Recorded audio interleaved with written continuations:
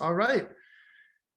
Good evening, everyone, and welcome to a Q&A session focused on the Dyad class with John Worthington. I'm Paul Granty, and I'll be asking a question this evening. John, how you doing today? I'm wonderful, as per usual. I'm always really good. This is true. It doesn't cost any more. Well, yeah, but not everyone can say that they're always doing that well, John. You have a secret, don't you? Yeah, I do. I don't give a shit. Look, you can look at life and you can say, oh, how terrible, what a terrible thing it is. Life, life's a bitch and then you die, or you just enjoy it. It's the same thing. It doesn't.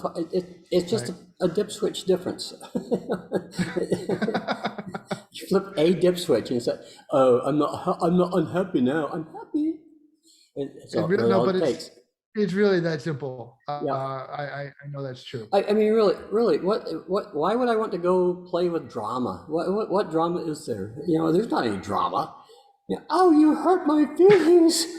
Really? Oh, so many people love the drama, John. You're taking away their favorite toy. No, I'm taking away their only toy, apparently.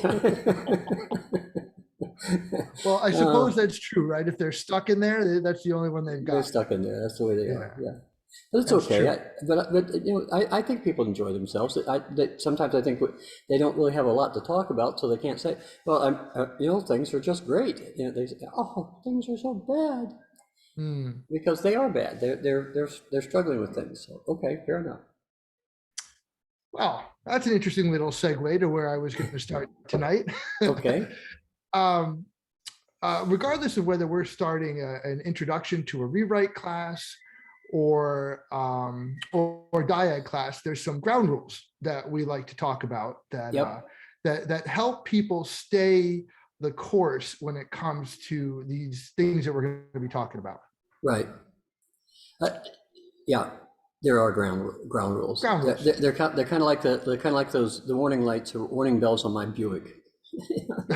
You mean the blink, blink, blink? There's somebody over here on your side. Yeah. Or even deep, deep, deep, deep. Get back in your lane, John.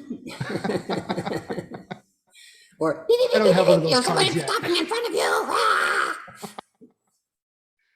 Well, so these guardrails are needed just as much as those are. Yeah. Oh, yeah. They're absolutely necessary. I think. Yeah. They are. Yeah. I'm going to start with one that I think is familiar to everybody. Mm-hmm. It's called blame. Yep. Oh my. What kind of rules do we need to talk about around blame? If I did it, I can't blame anybody else. I think the other evening I was talking with Terry, and Terry was trying to justify why it was that people act like 3-year-olds. And it's like, come on, you can't justify that. If you act like a 3-year-old, claim it. Be the best 3-year-old you can be. What can I say? And the funny thing was, she was making an argument for herself, being a 3-year-old. Yeah, she was. But we won't mention that, okay? Because that would be embarrassing for the girl. We don't want to do that. Fair enough. Too much. Fair enough. A little bit, maybe, just a little bit. Yeah. Okay, all right. So what are you saying here, John? People blame everything around them and don't own up to how they're creating their reality. Is that where we're going with this? Well, it's sort of. It's like, look. I mean, consider just this thought for a second. What happens if somebody says, "You made me mad"? I mean, that's a reasonable thing for people to say, right? I mean, I've certainly heard that conversationally, right? Yeah. Yeah. But the fact of the matter is that nobody can actually make me mad. My anger, in reality, is a impulsive reaction to a perceived threat. In other words, I want to fight with the threat. And so I yell at it or scream at it or jump up and down or I make fists at it or I look ugly at it or I give it a stern look or I change my voice to say, you're going to have to pay attention here. It's a threat, okay? And so I have to be angry with that threat, or I have to be afraid of that threat, or I have to freeze because the threat might see me move, okay? All those things come about and we blame This one's even crazy. People say, I'm going to control my anger. Well, that's congratulations. I'm glad you can do that. But what's the mechanism? Well, I just control it. I just don't get emotional.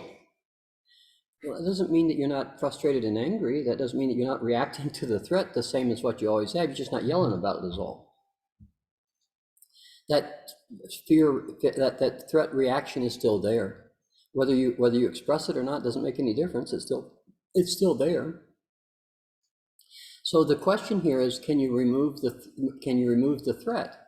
The only way anybody's ever going to remove the threat is to say, okay, that's my anger. Why am I generating this anger? This sounds subtle and nuanced, but it's actually an expansion of this idea. Yeah, it's not nuanced at all. It's Right. just look, it's a fact. Yeah. The anger is a response.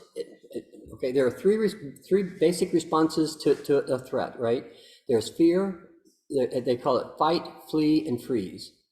Okay, and those are the three basic responses to any fear, or excuse me, any threat. Any threat, right? Okay, and it's throughout all of living things apparently.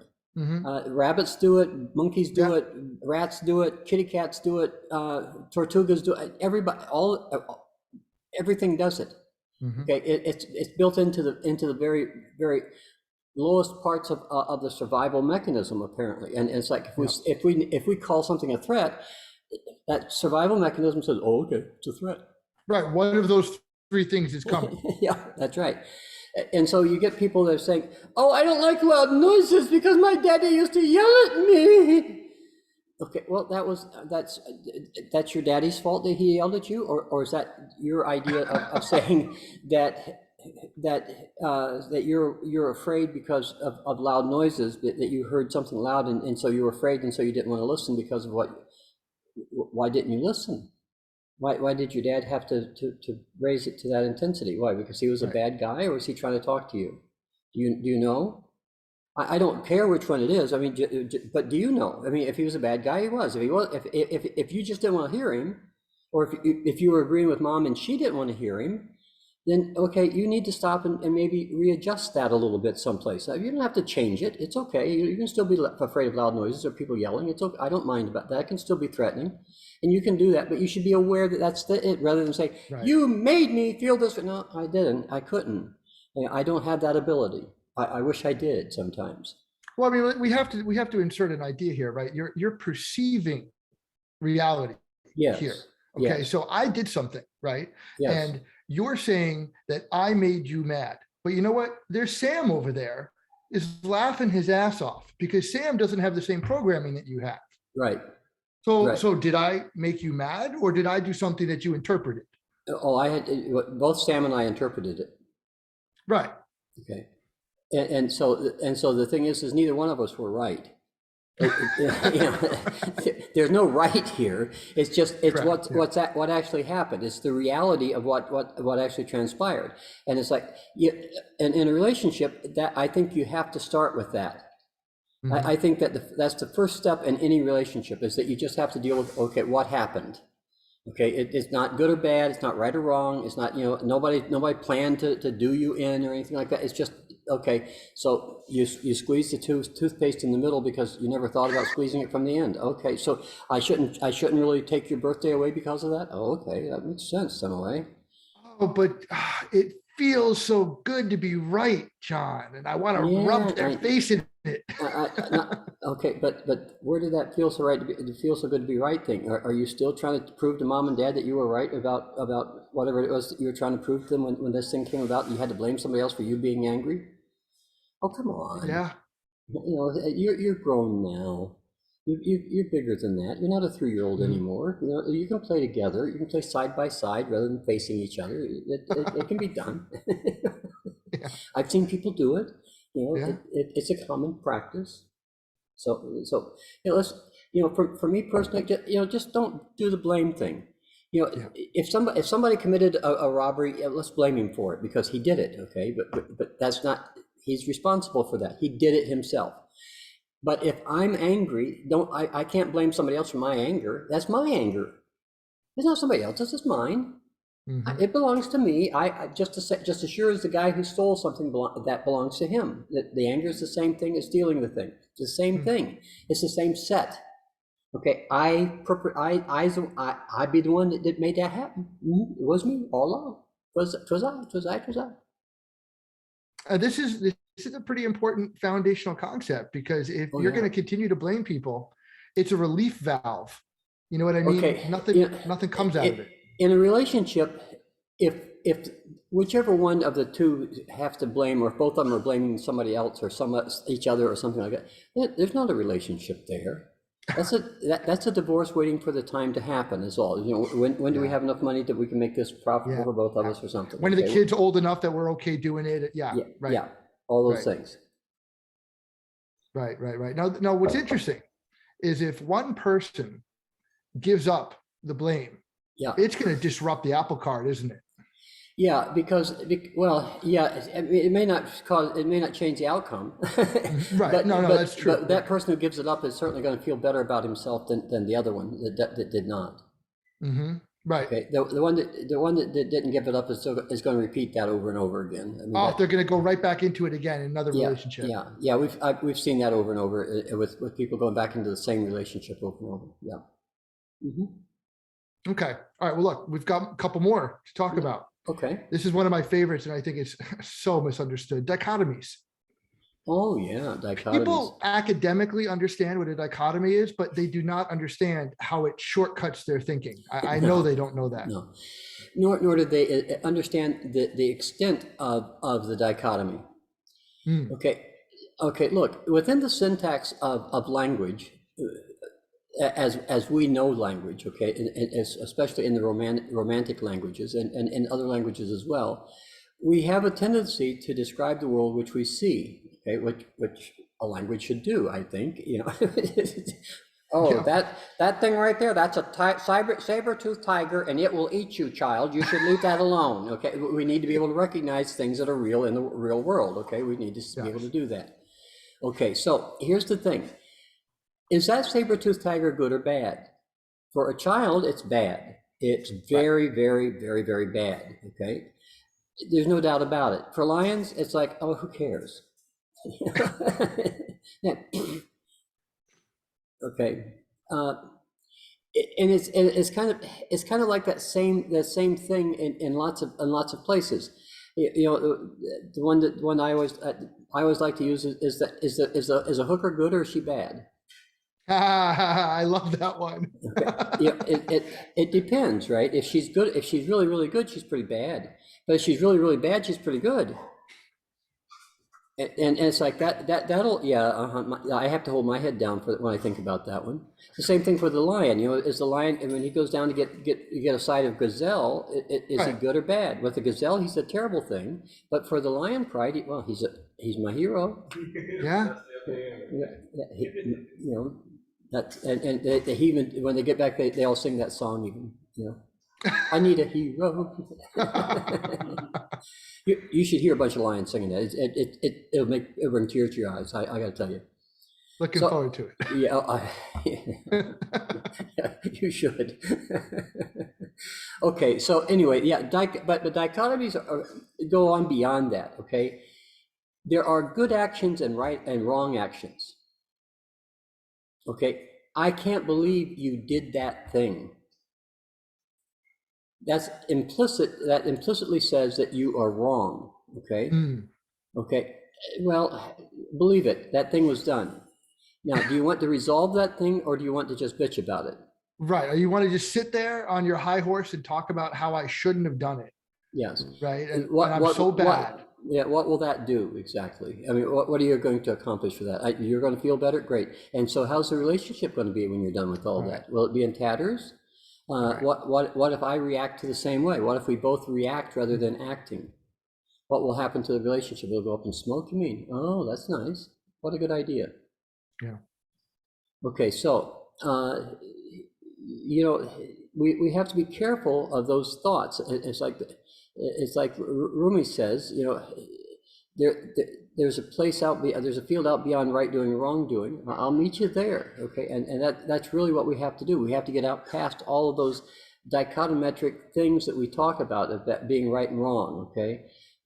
You libs are wrong. You Republicans are wrong. You Democrats are wrong. You independents should ought to do. You know, how dare you make me wear a mask? I'm against having a vaccine. Oh God, come on. You know, grow up. You know, look, Trump lost the election. I don't, you know, how do I know? Biden's in the presidency. He's in the White House. Trump's not there. Trump's in Mar-a-Lago. Almost a year now. Yeah. So, you know, come on, it's gone. It's over. Right. It's not, you know, I don't care what you believe. You can believe that. Do you believe in the tooth fairy and Santa Claus still too? Okay, that's good. I don't mind. But you're living in a fantasy world. Fair enough. That's what happens in dichotomies, is that you don't have enough circuitry to actually examine external reality correctly. Mm. You have too many dichotomies, too many rights and wrongs, and ifs and lefts and rights and so forth. And you end up with conflicts that you can't resolve. The whole issue of abortion, you know, look, it isn't my business what a woman does with her body. It's her business. And if you really are a good Christian, you know damn well that's between her and Jesus. It isn't up to you. You're not that woman's judge and jury. I don't give a damn what you tell me about it. You are not, and you do not have that right. You know, I know people are not going to like that, but it's true. It's a true thing. You know, we don't have the right to control other people. That's why we had to abolish slavery, because we didn't have that right. Yep. People have the right to be who they are. Okay, they really do have that right, and that includes in a relationship. Okay, both people have the right to be who they are. That's their right. And it's like, I can complain about that. I can complain about what they do, but I can't take their rights away on that. Really, I don't have that right. Okay, that's theirs, and so it doesn't belong to me. So therefore, if I try to apply my set of dichotomies to what somebody else is doing, boy, I'm in a world of fighting with that person right away, immediately, because I'm not looking for a resolution. I'm looking for a fight rather than a resolution. If I was looking for a resolution, I'd make something else real, not the fight. Well, you certainly wouldn't be applying your dichotomy, right? Right. Well, there's more than that. Okay, think about this. You know, any 3-year-old can fight. Yeah, any 3-year-old in the world can fight. No is their favorite word. that's well, and they can fight about it. They can say no. Okay. You've seen a bunch of Karen memes. You know, you know what you know. There are people who think they can fight about anything and everything, and if they fight about it, they get their way. Well, that doesn't really work in the real world, actually. I mean, what happens is that Karens oftentimes get arrested because they don't pay attention to where they are and what they're doing. But then, you know, that's what happens with dichotometric thinking. We get caught in those places because we don't have enough circuitry to actually think about and consider the results of what we're doing. Right, Karen? Or Kevin, as the case may be. Yeah, you're totally overlapping. First of all, blame. And you're hitting all of the other things that we're going to talk about in the ground rules. Yeah, well, because they're all the same thing. Right? Because it's all pretty much the same thing. So just I'm going to use that as an opportunity. No fantasies. And when we say that, it's not like, oh, you know, I really like to, let me think about this lady or this guy over here and fantasize. That's not exactly those are fine. Go have fun with those, right? No, it's like this. I understand what you're talking about. Oh, look what you just did. See, here's the thing. Do you? Exactly. Okay, here's the thing with that. There are certain words and phrases that really have no meaning. I understand is one of them. Exactly. I have no idea what that means. Okay, good. I'm glad you understand something. Understand what I mean? I don't think so, because you haven't checked to find out what I mean. You've only just nodded your head up and down. That wasn't enough to find out. But okay, but there's one of them. Okay, when you're listening to somebody, well, I think what he said was, or I think what she said was, I think what she meant was. She said this, but I think what she meant was. Well, how the hell do you know that? You know, that's a fantasy there. Okay, I'm not mad at you that you have one, and we all have them. That they're like noses. We all have fantasies like that. That we assume that we know things because. And I'll tell you, it's an honest mistake. In our family, we can do that. Okay, I kid Vincent sometimes about that one. He sometimes explains things like he's explaining it to his mom. And he doesn't really have to fill in all the blanks for his mom because she knows who he is and what he's talking about. Because she says, "Oh, okay, Oh, Mijo, I got it," and right. and she does, okay. But he's in a habit of explaining things to her, and so when he explains things to other people, he doesn't put enough information in often, okay. And so everybody says, "What?" Yeah. Mhm. Yeah. So we get those kinds of conversations because we don't pay attention to what it is we're trying to say, and we're not as accurate and as careful with that as we would like to be, and so people have to assume that they know what we're saying, right? And as the moment that I assume something, I'm in fantasy land. You know, it's even better than Disneyland, really it is, because I'm always right in fantasy land. The fact that it's disconnected from reality is irrelevant. Oh, what does reality? Who cares about reality? That's your reality. My reality's over here. We agree to disagree, and we're both the assholes. Is that all right? Oh, goody. Well, now I'm just going to have to tie it into another one that we've got here, which is syncing up the internal and external reality. Oh my. This one is a good one. I Yes, like always. talking about this one because personally, I had to struggle through some places where I was like, oh, so what's going on in here, as smart as I think I am, is not accurate to what's actually going on. And I haven't been paying attention to that. Yeah. Yeah, that comes in all shapes and sizes. Okay. You know, as you know, I grew up on a farm, and I was really surprised that when I got out into the world, that nobody knew how to work. Yeah, you've said that. Nobody knew how to work at all. I mean, they had never done it. You know, they just had never done it. You know, on the farm we did that. That was your daily bread, as it were. Okay, and so you know, I got out, and people didn't know how to be efficient. They didn't know how to work. They didn't know how to put it turn on elbow grease. And it's like they'd be really really smart about something, but that they were so impractical that it was kind of hilarious to me. You know, I was like, really, you're that stupid? No, you have a doctorate in this thing, and you can't tie your shoelaces.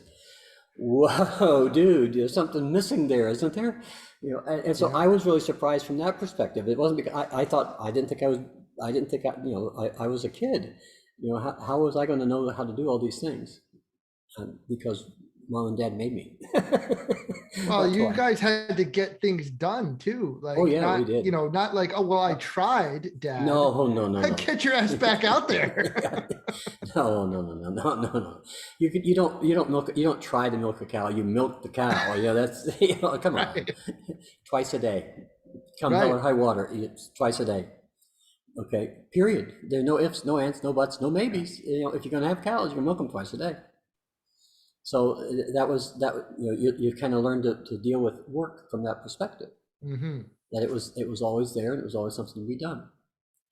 That was not, you cannot imagine my shock to find out that people did not subscribe to that Right. philosophy The of whole life. rest of the world is like not doing that. Wow, how do you guys live? Yeah. Are you guys all grasshoppers? Are you crickets fiddling away? What is this? You know, Right. Right. so anyway, Okay. All right. Well, there's another one here, which again, another side of the same coin, which should be personal responsibility. yeah, that's that one's kind of hard because we misuse that word a lot. That we say, okay, I'm going to take responsibility. Well, that's really big of you and everything, but if you peed in the floor, it is your responsibility. I don't care whether you take it or Whether not. you Go take get it or not. go mop it up, okay? Get a paper towel. Do something. Get rid of it. I don't want it in my floor. You know, you get rid of that. Okay, you did it. You clean it. Okay, that's kind of how that one goes. But the thing is that we tend to think that we can choose what we're responsible for, and we can't. No, that was actually a really different way for me to think about that when we started, when that's the language that we use. It's like, look, it doesn't matter if you choose to be responsible for these things that you are responsible for, because you are responsible for them. Yep, yep. Yeah, no, there's just not, you can't, you have to say, okay, that's mine.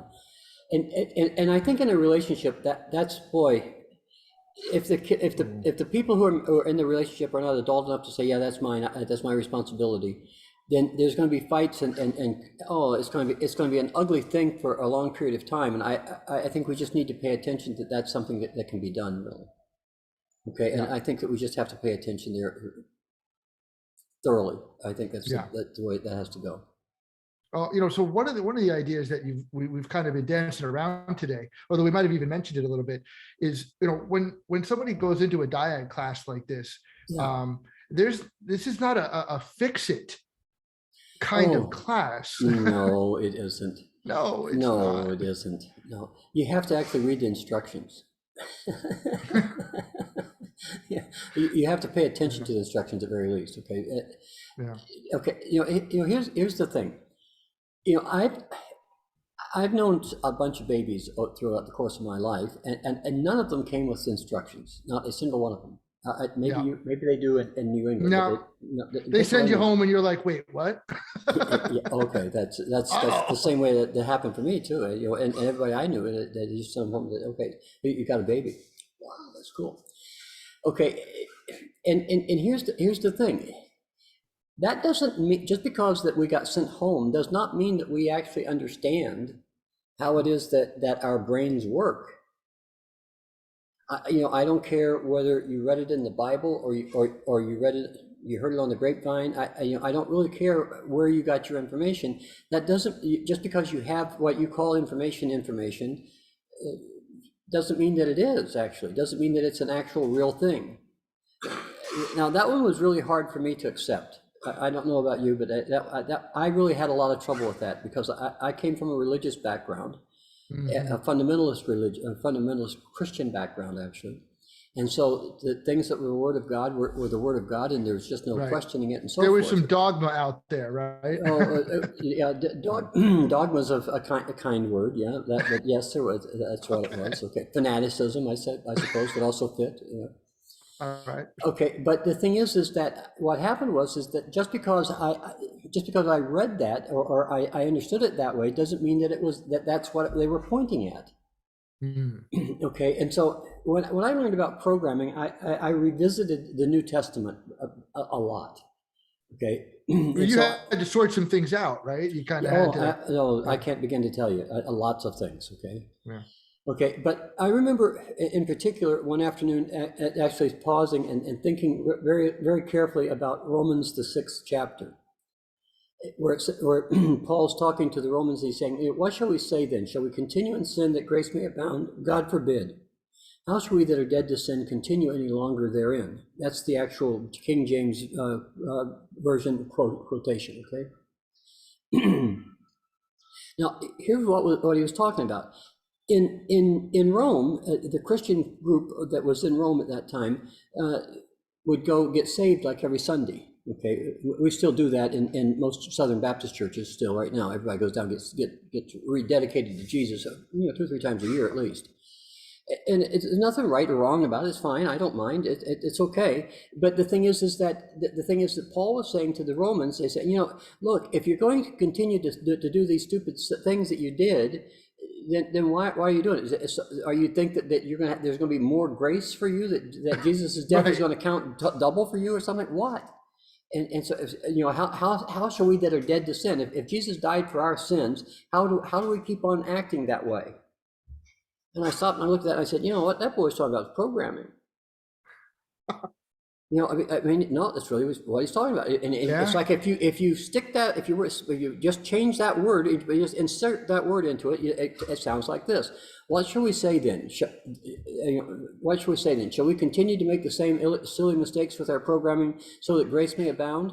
How shall we how shall we that have figured out how to reprogram ourselves continue to do the same stupid stuff we always done from the beginning since we were kids? It's the same statement. Mm-hmm. Okay, yeah, I know. All you fundamentalists, no, it's not the same. Yes, it is. You argue with me some other time, not today. Okay, think about it first before you argue. It's the same statement, and it's like if you go through the New Testament, it says that a lot. Corinthians is full of those statements. It's full of those statements. Paul did not have the word programming, nor did he have a computer model to gauge to compare the thinking with. And so what he had to do is he had to use what he had, and that was the Old Testament. Right. The Old Testament is not exactly what we'd call a modern. Even in Paul's day, it wasn't a modern, up-to-date book. It was several. It was an old book then. It was ancient knowledge actually. Yeah. Nothing wrong with the knowledge. It was accurate knowledge for the language and the time that it was written. Mm-hmm. And you know what? I think if we just go back and look at that and say, okay, if they had programming, if they had a computer to think with, how would they have said this? Right. It's okay for them to, it's okay for us to think about it that way. We don't have to jump into, okay, that's all wrong. No, it's not wrong. Both of them are saying the same damn thing. It just puts a different light on it. Mm-hmm. That's it. That's the only thing it does. Is if you put programming in, it doesn't change your relationship with Jesus, doesn't change your relationship with God, doesn't change your relationship with your old lady. It's just understanding why you do the crap that you do. That's it. How hard could that be? It sounds like a beautiful thing to me. Well, okay, but you're prejudiced. I am, because I know why I'm saying that. Well, there's that, I suppose. Okay. All right, so we just ran through a nice cover of all the basic guidelines for engaging in a dyad class. It was blame, dichotomies, fantasies, responsibility, and internal and external reality. Yep. All those things are in place. Absolutely. Is there anybody on the call that we want to engage with, John? I don't know if we have folks on here that want to talk about where they see themselves here. I don't know. If they do, they can come on and talk, I guess. That would be an invitation for sure. Yeah, it would be. Give them a chance if they want to hop on.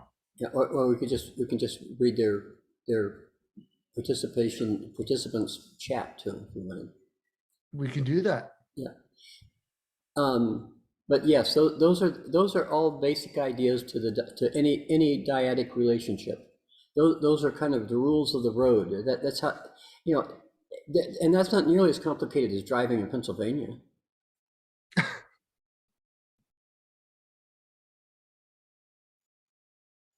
It's not a lot of rules, if that's what you mean. No, it isn't. It's fairly simple. Yeah. In fact, it's really simple. Anyway, okay. I don't think we have any takers at the moment, Paul, so we move on then. That's cool. I actually do have some more things we can talk about, because we're clearly talking about thought here. Yes. Right. Right. So let's just open the salvo here. And there's, over the course of human history, there's been a couple of big thinkers here and there, and then they've kind of elucidated these two primary schools of thought, which I'm gonna read to you right now. Okay. Okay. Yeah. Okay. In general, there are two opposing and different schools of thought on the basic origins of systems of thought or systems of mathematics.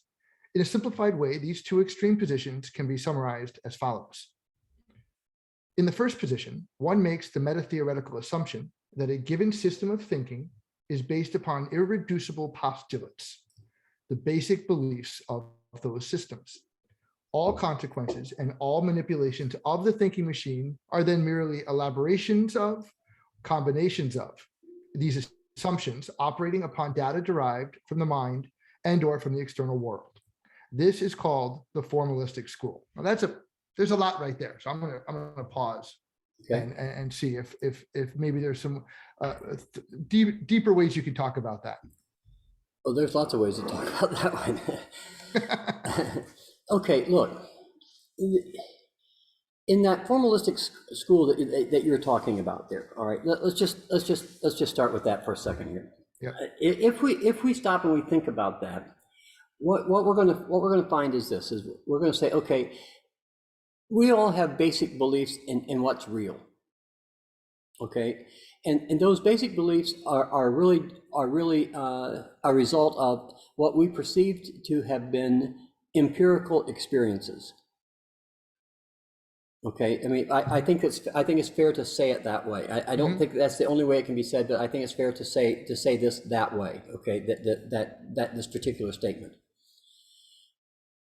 because the thing is that we have to know the effects of those perceived empirical experiences on our lives. That's an important thing for us to know about, because if there are other experiences that were not empirical, that we did not have as direct experiences, how did they get there? Right. And what effect did they have? Right. Yeah. So we have to, first of all, we have to identify where, why do I believe these things? Why do I do these things? Why do I interact in the world the way I interact in the world? Where did I get that set of rules? Okay. How did I arrive at them? There's not a set way, but there's lots of ways that people do that, right? And so what people do with it is that they say, okay, well, let me go back and let me start finding out some of those things that I believe is real. Okay, and some beliefs in real are just glaring errors. Okay, but we hold on to them like a virgin with her panties or something. I mean, we just gotta hold them on there. Okay, and we have to be careful with those things. Okay, really we do. We have to be really careful about those things that we treat as real, because they may or may not actually be real. It could be that they're not, but we don't know that unless we try them on and we try them out. Okay, so that's the first thing we have to be able to do, is identify what our empirical beliefs are, so that we say these are the real things in the world. And you know what? Politics and religion we don't count either one of those things as real. We say that they're real, and it's okay with me if you say it's real. I'm good. I'm not contradicting you. But what I am saying is that you treat a bunch of things as real, like whether or not mom loves you, whether or not you were the favorite kid or you were the second best kid, or whether mom just didn't like you at all. Whether did they move and leave you behind? Okay, well that's a sign. I have to agree. That's something maybe there. Were you liked at school? No, you didn't. You dressed like Steve Urkel. Okay, well, no wonder you weren't liked. You dressed like Steve Urkel, and you probably went around saying, "Did I do that?" But those are all fine things. I don't mind that you did those, but you kind of skewed your view of reality because of those things. Okay, you want to go back and revisit those and see what was actually going on there. Maybe your feelings were hurt and you got mad and you looked at things funny because your feelings were hurt. It happens. Why couldn't it happen to you? Okay, I don't care how bad, even if you were a bully in school, that also skews the way that you think about things. Okay, so are you still that right now? Oh, come on, you're bigger than that now, aren't you? I thought so. So anyway, that's the first school of thought. You have to think about what you had, what experiences that you had, and how does that affect your life. Right, because these are the things that you have experienced and seen, and you have put them in place. Yeah, that includes going to college, it includes going to high school, it includes going to kindergarten, and all of those things are experiences in your life. So, and you treated those things as real, and as you should have. Some of those things that you treated as real may not have been as real as you treated them. That happens to us, okay? That's not. Don't get guilty. You're not a bad person because you did that. Really, you're not.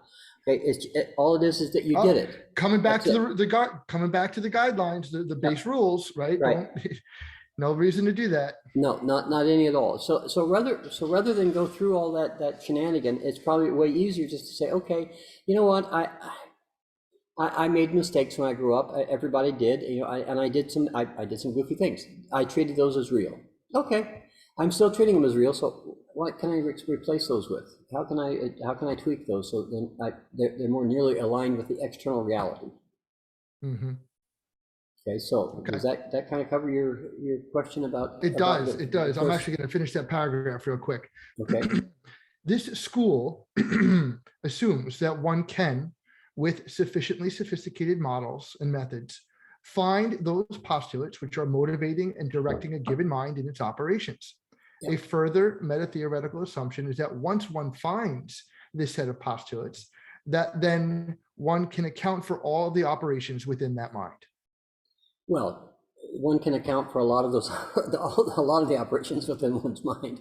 But well, we're going to introduce a second thought, right? Yeah, but we can certainly say that doing that operation will give us a really nice broad foundation for examining what our thinking really is about. Yeah, that's true. Yeah. All right, so we're gonna that's the first school of thought. Here's the second school of thought. The opposing school is at the other end of the spectrum, as it were, and makes the meta-theoretical assumption that the thinking systems arise from intuitive, essentially unknowable substrates of mental operations. This school states that new kinds of thinking are created from unknown sources. Further, one is not able to arrive at all of the basic assumptions on which systems of thinking operate. Let's stop there for a second. Yeah. Okay. What? Yeah. That's Lily kind of spoke in some funny code, I think, about that. No, that wasn't Lily though, was it? No, that was actually Hilbert, I think. Yeah, I think so. You're right. Okay. What? Okay. But here's the consideration. There are events that happen. Okay, I'll use Einstein for instance. Einstein has a statement where he says, you know, for him, creative thought was kind of a physical activity or a dreaming activity that became a physical activity that gave rise to a completed thought. And he had no idea how it came about. Okay, it happened for him. Right. And it apparently came out in complete calculations. You know, and it's like, okay, I got so he was a savant. I got because I don't dream in differential equations and things like that. Well, maybe you do, but your differential equations are a different set than what his were. Mm.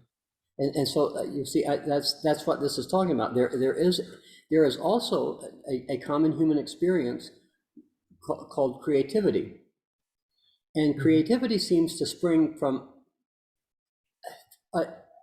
from where? Yeah, from sources unknown, okay? Just like they're talking about, yeah. Yes. And in reality, that was the reason why I felt like that it was necessary to talk about what we refer to eventually as the playing field here. Because it gives you a way of considering, it doesn't explain it, it just gives you a way to think about, a way of describing or visualizing how it is that this creativity comes about. Okay, it gives you a set of guideposts or gives you a map to follow to get to whatever creativity you have. Follow it or not, I don't really care. It's for free, so you can use it or you can't. You know, I don't mind that you borrow it. Or I don't mind if you steal it. I don't mind if you use it. I wish you would. By all means. Please. Especially if your life's going to be better. Even if it isn't, try. Okay, so anyway, this whole idea of creativity, it comes from a place that's, let's say it comes from an unknown source. We can't really nail down where it comes from. I think plenty of creative folks would agree with that statement for sure. If you don't believe it, watch Fred Astaire and Ginger Roger dance. Mm. Whoa, how did you guys do that? You know, you just, you know, I mean, how did that, come on. I mean, they're talking with each other when they're dancing and so forth, and it's like, boy, you know, I don't know how that happens. But they do it, okay? It's creative. Okay, so how does that kind of thing happen? What's his name, Pollard? You know, come on, he took a ketchup bottle or a mustard bottle and he squirted paint out in lines on a canvas, and it was beautiful. You know, how in the hell? You know, how did you do that? Right. You know, Monet took a paintbrush because apparently man was half blind. He said, "Okay, these look like flowers to me," and he put little yellow dots on it and called them a field of daisies. Well, no daisies out there, just little yellow dots of paint. How creative is that man? Okay, there. Bob Dylan. How creative was Bob Dylan? Here's one. How creative were the Doobie Brothers with Black Water? Mm-hmm. You know, where did that creativity come from? You know, I don't know. They don't know. They're still doing it, but they still they don't know where it came from. You know, it's just interesting. It's an interesting concept about what creativity really is, and it comes out of relationships. It always comes out of relationships. Creativity is rarely just one person being creative. It's usually it has to, there needs to be that other energy of a relationship somehow or the other. That's very interesting. Wow. All right. Let me hit the tail end of this paragraph here. Many of the assumptions from this particular point of view must be forever hidden from the thinker. Thus, in this view, the origins of thinking are wide open. With this meta-theoretical assumption, one can then conceive of the existence in the future of presently inconceivable systems of thought. Yeah. Well, you know, this one's kind of a ticklish one for me to talk about because, you know, I've spent a lot of time with these concepts, with programming and meta programming and human biocomputer and how it works and what works and where can you access it and all those kinds of things. And it's changed a lot about how I think about things, and it's made my thinking a lot more efficient than it used to be, I think. Mm-hmm. But I think that's something that anybody can actually do.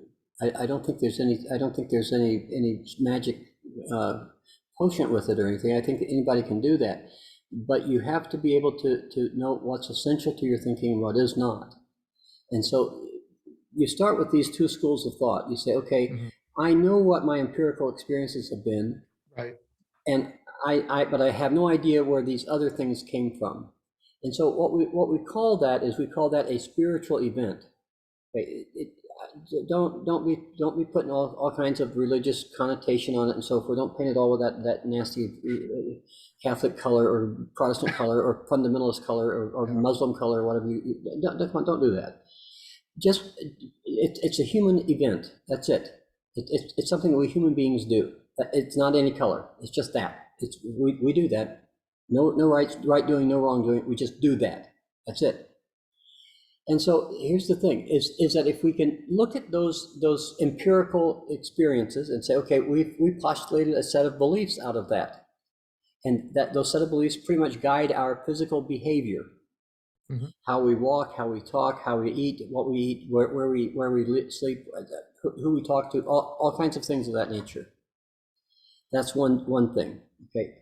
There is another part of that though, where those things are working for us, and it allows us then to access another part of thought that is not connected to the brain at all. It's what Lilly calls supra-self metaprogramming, more than self metaprogramming. Probably the best way to talk about that is that that supra-self metaprogramming provides us a platform from which to see how we use our empirical programming or our empirical set of beliefs to our best advantage. That's the reason why that you pay attention to both things, okay? And so that you can see how the empirical affects the spiritual and how the spiritual affects the empirical. Right, but without that perspective, you've got no chance because you're in it. That's right. You're blind to it because you can't see what you're thinking with anymore than I can see the color of my eyes. They're in use. I can't see them. It's the same thing with a photon, right?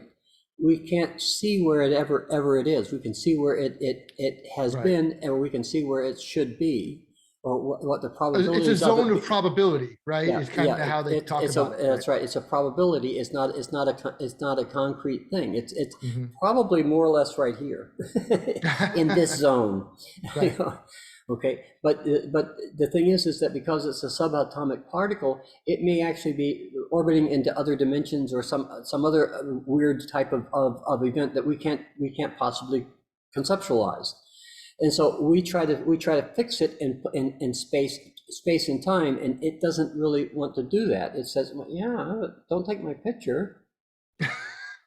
It just ends for me if you take my picture. Then I'm frozen there. Okay, and so that's we have to be aware that that's a quantum idea. And in other words, that's something that electrons and photons and other subatomic particles do, like subatomic particles that form the electricity in our brains. They have characteristics that are kind of strange, don't you think so? Yeah. Well, I don't know if there's any correlation, the one thing or the other. I really can't tell you, but it's just simply true that there's a thing. Yeah. Okay, something to consider, something to think about. So, but now, what we've done here, though, is we've taken these two dichotomistic schools of thought, which are mutually exclusive of each other, and we've said, well, but see, they're not. But they're not. Why can't we use them together? Why can't they form a holistic perspective? Well, because in language, in the semantics of language, we have to have equal opposites. And that makes us kind of goofy in this regard, because these things are not equal opposites. They're actually two different ways of looking at the same thing. Yeah. Ain't that a kick in the head? I've got another 20 sessions of these questions starting to kick around in my head, because there's so many connections. Yeah, okay. Fair enough. Shall we do them tonight, or you want to? No, I don't want to run. I don't want to run off too deep. Okay. What's our timeline tonight? I Oh, don't know what we're trying to. We've got some time yet, if we want. Wow. Yeah. Cool. If here's the thing, I think we should complete the thought, Paul. So people can. Okay. Okay. So explaining that we're going to be using both of those theories, right, to talk about the mind and to look at what we got up there. Both things are true at the same time. Yeah. Okay, and that's another thing. Really, two things can be true at once? Yep, it can be. Especially things. That's not such a hard concept. Well, really. Good. I'm glad of that. I mean, but it seems like there's a lot of opposition to that. Like, somebody, maybe it's to the "I want to be right" philosophy, but why can't multiple things be true at the same time about a given topic? Why is that such a challenge? I don't really know. I think it's because we really look for the dichotomy. Okay. Right. I mean, think about this. The whole Fox News fair and balanced idea. What they're talking about, they're doing is that they're looking at both sides of an issue. What both sides? Okay. I mean, why is it that NBC News must absolutely run? Trump told his 4 people not to come into the Congress and testify. That's not a story. The story is that, guess what? They came today because they got arrested because they ignored the subpoena. Right. Oh, that's a story there, and there's nothing fair or balanced about that. It's what actually took place. These guys were rebelling against. They were unlawfully rebelling against what the Congress said, according to what their boss, their head macho and mafia guy said to do. The boss of all bosses said, and so they complied with what the boss of all bosses said, and they got arrested. Yep. Well, you got to do the time then, I guess. Yep. You got more time than sense, and you do the time. I'm sorry, but that's what happens. You should have listened. Well, there's an internal reality problem there, isn't there? Yeah, there is. And it's like, are you a lawful citizen or are you not? Well, Okay, let's check. Do you think that if that same federal government says, okay, Mr. Young black man, I've drafted you to be in the service to go to Afghanistan and give your life, must he go? As a citizen, yeah. He must. By law, he's required to go. Right. Okay. I don't think anybody's asking anybody to give their life. I think they're just saying, tell the truth. Right. That will not kill anybody. Nope. It won't do it. Telling the truth has never been known to kill anybody. There are people that say, well, you told the truth, I'm going to kill you, but telling the truth itself is a safe bet. Right. That the truth itself can result in something else. Well, but if everybody deals with the truth, including the person who's telling you to tell the truth, the person that really wants to know, then if everybody's following those rules, then no, there's nothing else, nothing going on. The only one who's not following those rules are the Trumpites, or the trumpets, or whatever you want to call them. They're the ones not following the rules. Okay, I don't blame. I understand that they have a legitimate gripe, and they do. They think they have a legitimate beef with the federal government. But so don't be surprised if the federal government says, yeah, you have a beef with me, all right, and I'm bigger and badder than you are. And it's the federal government. Why are you Could be some fighting? consequences, right? There has to be. There just has to be. And it's like the population of the United States has got to be saying, okay, that's got to happen. And I think they are, actually. I think that the polls are pointing at that. Yeah. Okay, this was wrong. We can't do this anymore. We can't do that. I think so. It's almost like, tying it back into our Dyad conversation, right? Like, the entire nation as a whole is trying to reconcile what the hell's going on. Okay, What's real, right? Well, yeah, because here's the thing. You see, if I try to force what I think is real on everybody else, that's bound to backfire. Mm-hmm. There is no way for that to actually take place. There just can't be. Okay, the only way that reality can be forged is through agreement. And you got a lot of people who are in disagreement with this whole thing that Mr. Trump and his pinch people are doing. That can't end well. Well, we were talking about a relationship pending a divorce. Yes. Right. Yeah, just looking for the time and place. That's all. It's the same thing. Right. So now again, tying back in, folks are here for a Dyad class. They want to understand what is the benefit, right? Of pursuing agreement in a Dyad. Well, let's take a look at that one for a second, because there's some really, everybody knows the graphics of this one. So let me see if I can't paint it, fill in some, connect the dots here. All right, look. Everybody knows that couple that just never makes ends meet. They just can't. Yeah. Yeah. Okay. Always struggling. Always struggling. Okay. They're a brother-in-law or whomever. They're always struggling. They just can't. They can't ever get to that place. Never enough, right? Yeah. There's just never enough something. Right. And they're always just a day late and $1 short. Always. Okay. So how does that happen? Well, how it happens really is that there is no agreement that's sustained. There's it's your fault, it's my fault, it's their fault, it's I wish it was somebody else's fault. I was done too. Whatever the excuse is. There's You're always, bad, I'm good, right? or even I'm bad, I'm not worthwhile. I don't have that kind of value. Why are you asking me? Oh, it goes on and on. Okay, it doesn't make any difference what the reasons are. There are reasons. Okay. Mm-hmm. Essentially, those reasons are what we call an evasion. Okay, because what they do is they, rather than look at the reason for the failure, they look at the reason. They look at something else instead.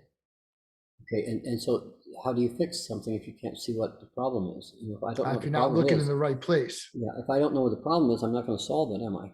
Mm-hmm. And an evasion is designed to not solve an Well, issue. sometimes, okay. Okay. I remember one time watching this kid in Phoenix pull on a Briggs and Stratton lawnmower cord, a 5 horsepower motor, for the better part of an hour. I drove by and I asked him, I said, have you checked to see if you got gas? He said, oh, no, gas. I got lots of gas.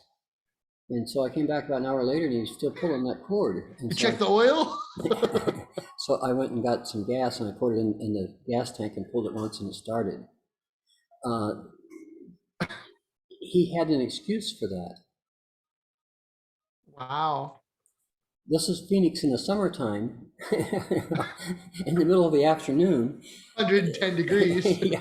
And the boy had an excuse for why it was he was to pull on that an hour later at lunch or something, right? He said, I'm sorry, but that just put it down. You fucked up. That's it. You didn't look. Wow. You didn't look in there, and it cost you. So okay, so now you know. Okay, don't do that anymore. Okay. Right. Am I mad? No, I'm not mad at you. I can't make you suffer any more than you already have, dude. I'll be mad at you about that. Right. No, I can't do that. Okay.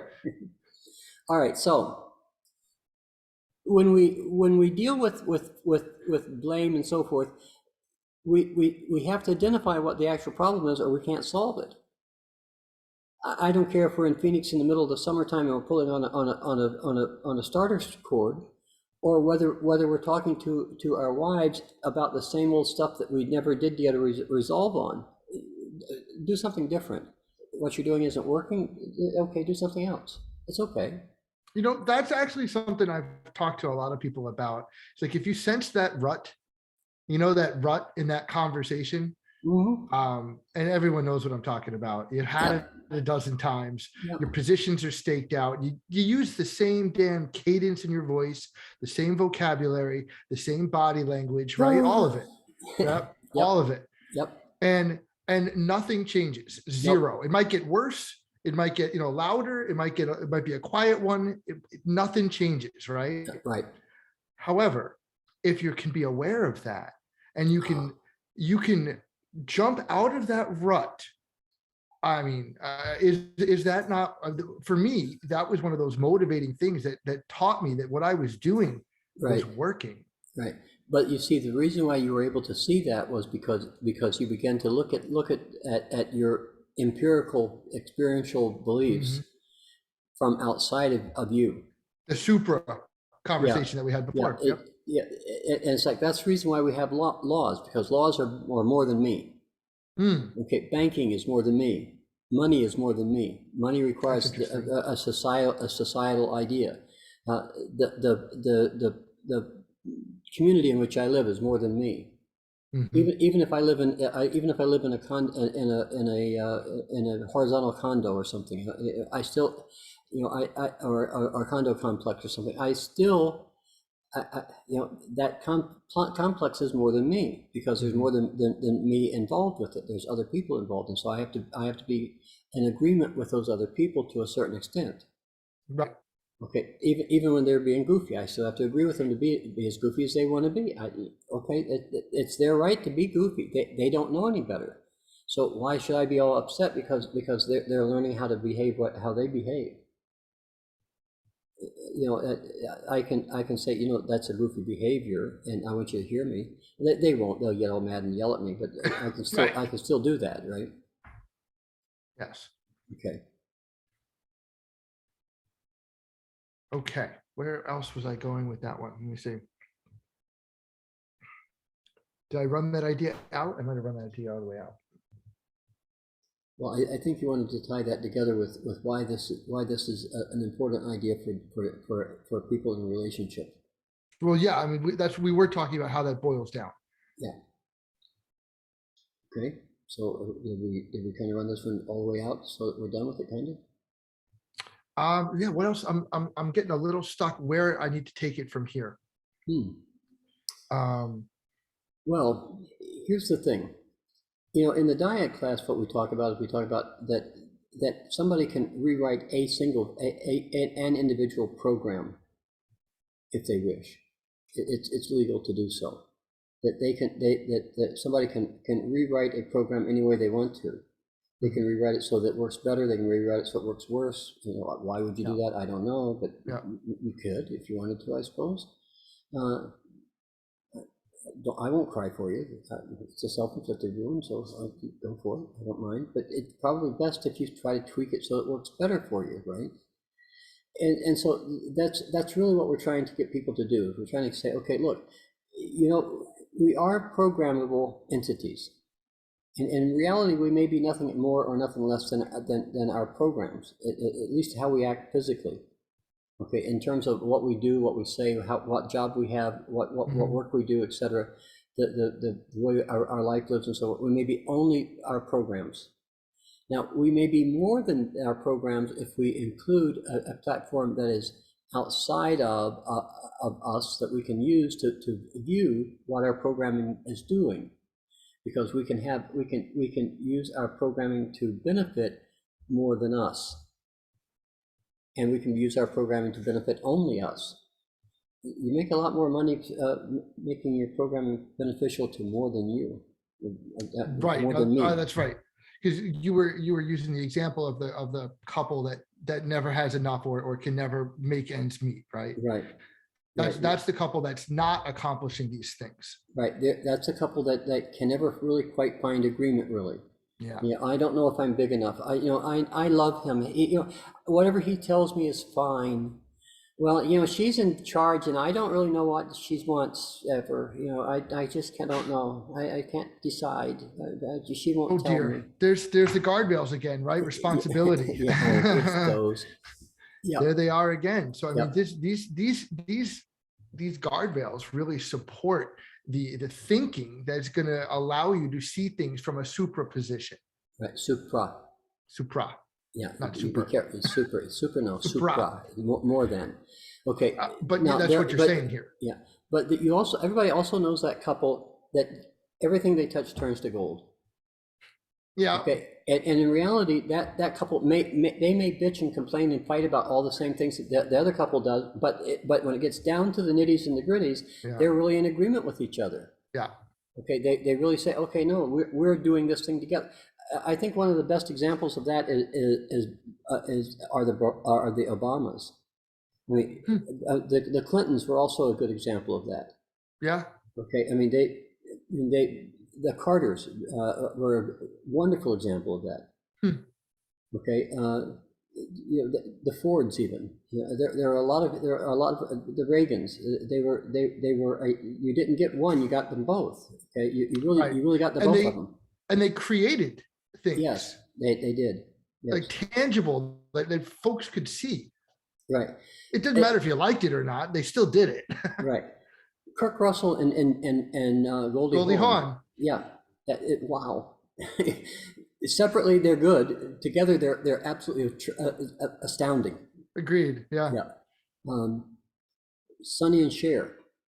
Mm-hmm. Together, Sonny sounded like he actually knew what he was doing. Together, alone, no wonder you hurt your knees. Sonny, don't sing. Right. And Cher, Cher had some great uniforms, I think. Especially that one on the battleship. I remember that. See, everybody remembers that, right? Pretty sure that was turned back time, but I don't want to be right.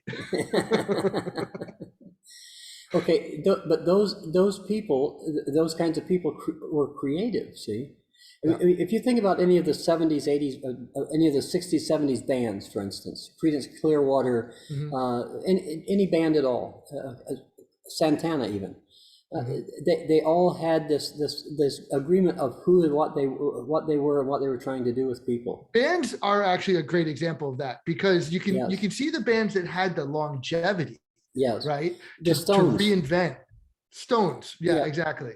And then you've got bands that got one album out, but they were maybe, and they just flew apart at the seams as soon as that was done. Yep. As opposed to ZZ Top, for instance. Yes. Yeah, the guy had to die to finally take him out. Yeah. Otherwise, they'd still be playing, right? Okay. They'd still be playing. Yep. Okay, so those are examples of agreement, really. Okay, and it's like that's really what a dyad is. It's an agreement factory, if you'd like to deal with it that way. Okay. I love that. Yeah. Okay. It's you know, when a couple gets together, what they're doing is they're making agreements, but that agreement is creating a reality that they want to live in. Okay. That's the thing that to me is exciting about what we're talking about here, is that this gives you a way to see how that's done for you.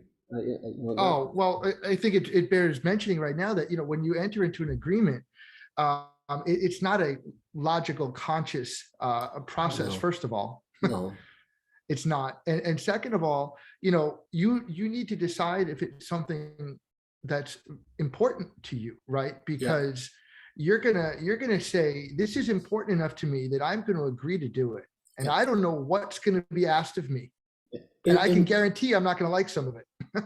In the dyad class, we have a statement that goes kind of like this: He who knows the why can withstand almost any what. Okay. In other words, if you know why you're doing the thing, you're going to get along with people way lots better than if you don't know why it is you're doing it. If you know why you're doing it, you're going to look for the way to get along with them. Well, that why is almost like a supra, isn't yes, it? It is. That's the whole thing. It's more than self. See, the why that you're doing something is actually going to have to be more, especially in a dyad, right? The why that you're doing it is more than oneself. Okay, it's the family. Mm-hmm. The why. the why is the family. That's right. And so if you know what the family is, if you know where you fit in the family, you know what your job is in the family, or you know how you're important to the family, you're going to put up with damn near anything that the family does. Okay, and we all have that uncle, that we all put up with. We say, oh yeah, well he's family. We have that aunt that. She's our aunt. She's ours. You know the one I'm talking about, the one that still thinks she's 16 and she's not. She's been married too many times, and you know the one. Still does all the same things. And she's going to get married again. So help her God. So anyway, we all do those things, but you see, in the family, you can support that what, because you know why.